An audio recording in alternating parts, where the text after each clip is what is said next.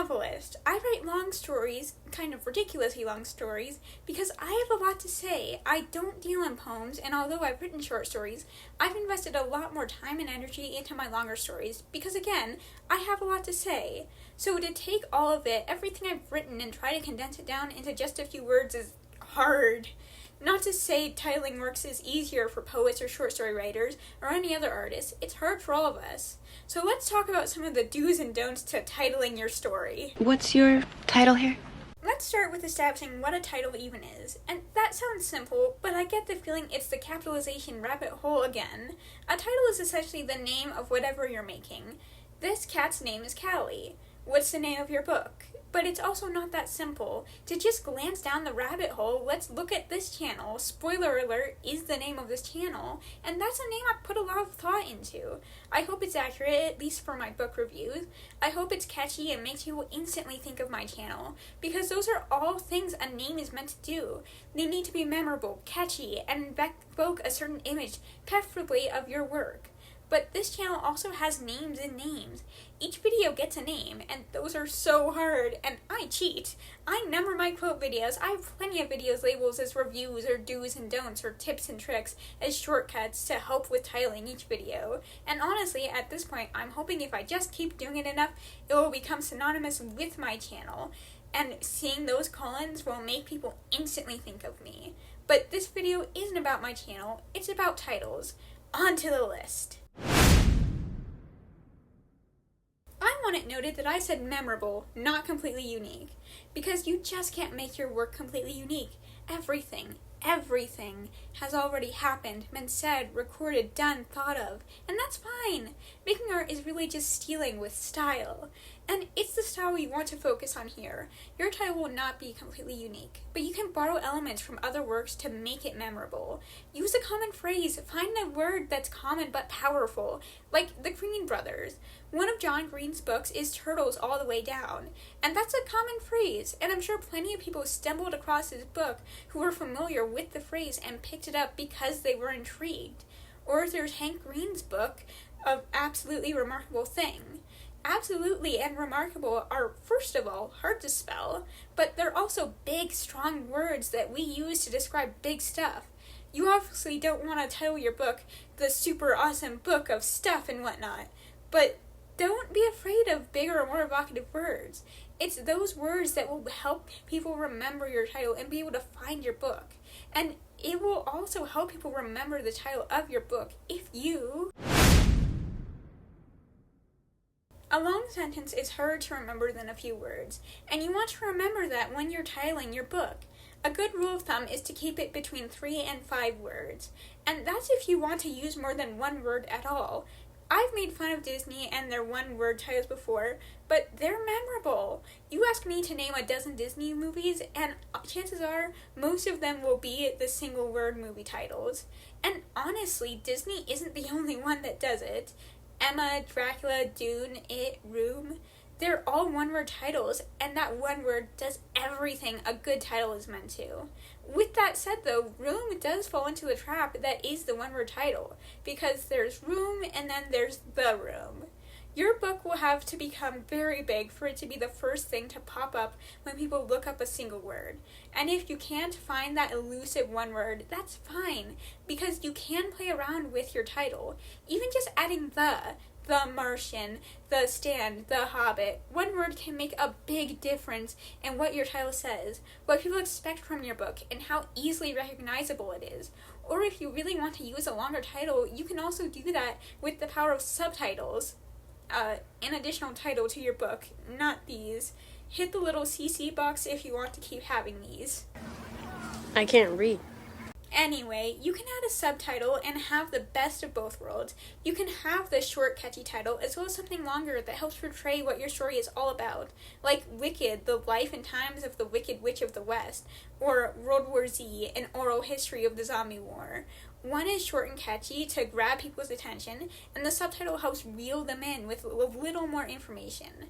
But remember, the more words on a cover, the more eyes will glaze over it, and the more opportunities you have to stumble and ruin your title. In some ways, this goes without saying, because your title is meant to make people think of your story.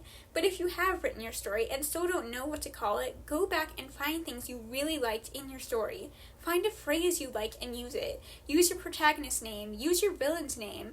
If Room had been named The Room, it would have ruined the title. And not just because it would get it more confused with the movie, but because the book, Jack and Ma don't live in the room. They live in Room. It's just Room, the same way that we live on Earth.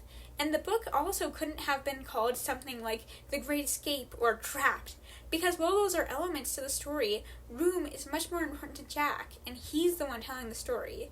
So keep in mind what the important elements and themes are of your story, and if you find something you've already written that truly encapsulates all of it, use it. Not only will it make the image people get when they see the title stronger, but it will be a fun treat for readers when they come across the title in the writing. But you want to be careful, because you don't want the title to... This goes back to why Room couldn't have been called The Great Escape, because that's not what the book is truly about, and it gives away a huge plot point. And if people went into the book looking for that escape, knowing it's coming, they would have been disappointed, because it happens halfway through the book. It's neither the inciting incident or the climax, and that's where people would have looked for it if it were important enough to be the title. And you need to keep that in mind when you title your story. Don't give away the ending, and be mindful of any late-coming characters. Even if they are important to the story, the later they come, the more upset your reader will be when the title character shows up. And most importantly, do not give away the plot twist. A good plot twist should have some foreshadowing, but not so much so that it's obvious. And people shouldn't go into the story expecting it. And if you can't come up with a good title without giving away something important to your story, then don't do it, and instead do... There are so many title generators out there, and you shouldn't be afraid to use them. Not ChatGPT. Do not feed the algorithm your story, because it will steal it, and what it gives you in return will be worse, or at the very least come at a steeper price than a non-AI generator. And if you find a title you love from one of these generators, great. If not, that's fine too, because they can also be great places to get inspiration. Looking at different possibilities will help you find how you want your title to flow, how many words you want it to be, or it could just show you what you don't want your title to look like. And you don't even have to use a title generator either. Ask friends or your beta readers for ideas.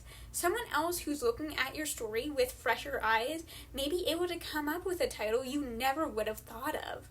Or at the very least, the different ideas will give you inspiration. And you should gather up as many ideas as you can, because you shouldn't do not one and done your title. Make a list. Make a long list before you write, as you write, after you write, or all the possible titles you could use. Gather up common phrases or words you love, and keep track of all the titles you love from other works. And then when it comes time to sit down and finally find your title, you will have so much to work with. You will have given yourself the amazing gift of options. That's what I did with my book, Phantoms of the Inferno. Phantoms has been with me from the beginning, but when it comes to Inferno, I made a long list of all its similes and other words that invoke thoughts of fire and wrote them down. And I even came up with a list of different ways I could just use these two words I loved in a title, and now I'm doing it all over again with the other books in the series. Lists, when it comes to titles, will be your best friend, and once you do have all the lists, you do want to... Googling other books is such good inspiration. I googled so many books when I was making this video, and so many more when I was naming Phantoms of the Inferno. But more important than drawing inspiration is seeing if your perfect title has already been used. I said it at the beginning of this video, you can't make your work completely unique. With that said, don't forget the style when you're stealing. It's not the end of the world if your story shares a title with another, but be mindful of other books that share the title and decide if you want to tweak it so it's a little different. If your book doesn't have a title twin, make sure it's not the same genre, not by a much more prolific writer, and be mindful of where they got their title from. and decide if you want your title to invoke the image of their book when people think of it. If not, back to the drawing board. I deal in high fantasy, and that means I come up with worlds where there are countries, types of magic, rivers, towns, everything that needs a name. And that means coming up with a lot of words. And even though I love my made-up words, none of them can be used in my title. Because, first of all, people who haven't read my work won't know it's the name of the MacGuffin or the country where the story takes place. It'll just be a jumble of letters to them. And that jumble of letters won't be memorable. The same way that a word that's too long, too hard to spell, too hard to say won't be memorable. Whatever you name your story has to be something you are willing to say out loud. Because even if you never read a single sentence of your book out loud, if you want anyone else to ever read it, you need to be able to tell them the title of your book when they ask. You have to be able to say it, and so do they. If people can't say it, they can't spell it, and they can't find it. So make it easy to say, and if that means abandoning a title you love, then that is a sacrifice worth making. Seriously, go to your local Starbucks, give them the name of your story, and decide if you like the way your story sounds yelled across a coffee shop. Later, first finish this video and do... I talked a little about power words when I brought up Hank Green's book. There are some words that draw people's attention and easily build images in their minds, and don't be afraid to use those words. Your title will be a little more generic if you use words like dragon, war, wizard in fantasy, or cosmic, moon, station for sci-fi, but it's a fair trade because your title will be easier to remember. So while you're Googling book titles, keep track of what common words are used and add them to your list. But be warned, as great as using power words is, if done wrong, it will make it hard for people to find your book. It'll get lost in a sea of other stories that all sound similar. So remember to add more to your title and the subtitle. Change the flow, remember the more obscure words, put a lot of thought into how you use your verbs, all to make your title unique. But be careful not to get lost in the Googling and list, because you don't want to.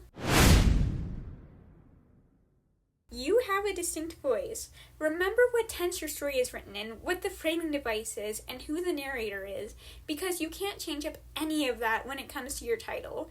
If your book is written in present tense, don't make the title past tense. If your book is written in first person, don't write your title in third person. People will read your title, read your hook, and be thrown off by the sudden abrupt change in voice.